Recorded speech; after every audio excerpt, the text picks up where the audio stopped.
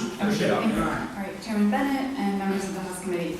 My name is Dr. Lauren Richter. I'm an assistant professor of environmental studies at the Rhode Island School of Design. I collaborate with a group of academic researchers who have been studying the development of science and regulation on PFAS since 2015. In 2015, we started our work with this question. Despite being aware of ubiquitous population exposure to a class of naturally indestructible, likely carcinogens, why has the federal government failed to develop any regulatory standards for PFAS compounds? Today, we're still puzzled by this. I urge you to consider that public knowledge of PFAS today, so what the public and independent scientists and regulators know, in contrast to what the chemical industry has known since the 1960s, so what public knowledge today is due directly to repeated contamination episodes, only brought to light by communities so contaminated that they could visibly identify clusters of adverse animal and human health effects. The mass die-off of cattle on the Tennant family farm in West Virginia in the 1990s, the human cancer cluster in Hoosick Falls in New York in 2014, and many others across the world. It is only because of examples like these that litigation and independent scientific research have ultimately come to pass. What does that say about U.S. chemical regulation? If there is no substantive government oversight or scrutiny of new and existing chemicals, the public has no protection from PFAS. Over the last 5 years, increased research on the toxicity, exposure, and biological activity of PFAS continues to grow. This body of research shows a clear trend line. The more we know, the more we are concerned. Health guidelines are continually going down. And more public costs are required to potentially indefinitely install water filtration.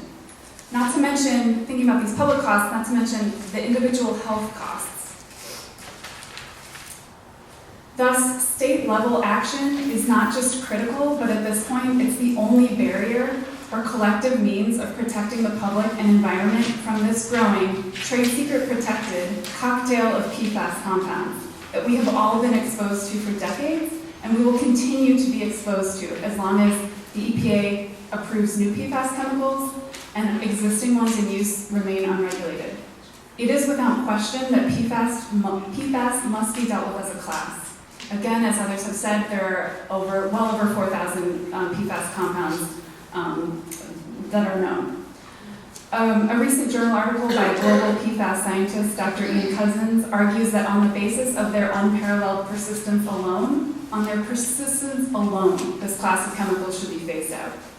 To close, I ask you to consider making legislation on PFAS in food packaging and drinking water as strong as possible, prioritizing protecting human health and the environment. Thank you. Thank you. Hi everyone, thanks for being here this late. To listen to me, I'll try to be brief. My name is Katie Murphy. I'm also a composter. I compost for Harvest Cycle Compost.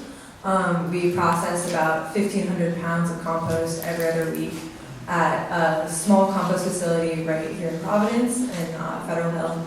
And we create finished compost that goes back to small community gardens in the city. We're producing compost right now that's going to be used in Southside Community Land Trust gardens. A lot of that compost is going to grow food, and particularly food that's often grown by immigrant farmers, people who are low income, people who are using it as a way to meet their food security needs for their family. And I would hate to think that the compost that I'm creating is going to poison the people who are growing food in it. I think this is a serious concern. I've spoken to a lot of people in the composting industry who agree that this is a really serious health concern. We don't want to be part of the problem.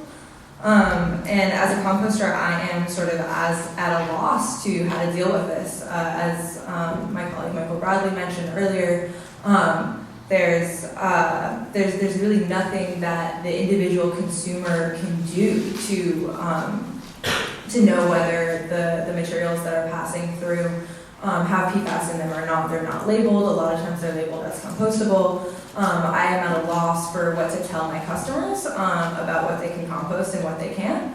And when it comes in, it's all commingled and I have to fish it out. It takes a good amount of my time.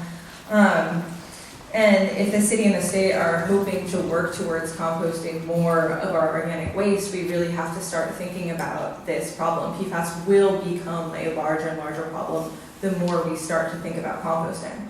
Not only are we taking a huge cost of materials that could potentially be composted and taking them out of the compost stream and putting them back in the landfill stream, if we're careful, the stakes of not doing that are extremely high. So with that, I would say I support both bills, and my testimony stands particularly in support of the bill around banning PFAS containers. Thank you. Thank you. Any questions? Thank you very much. Is there Terry Raza here? Nope, sorry, it's Susan Raza. She's already good. What's first off? Okay, I'm going to try to go back online here. Diane Burry.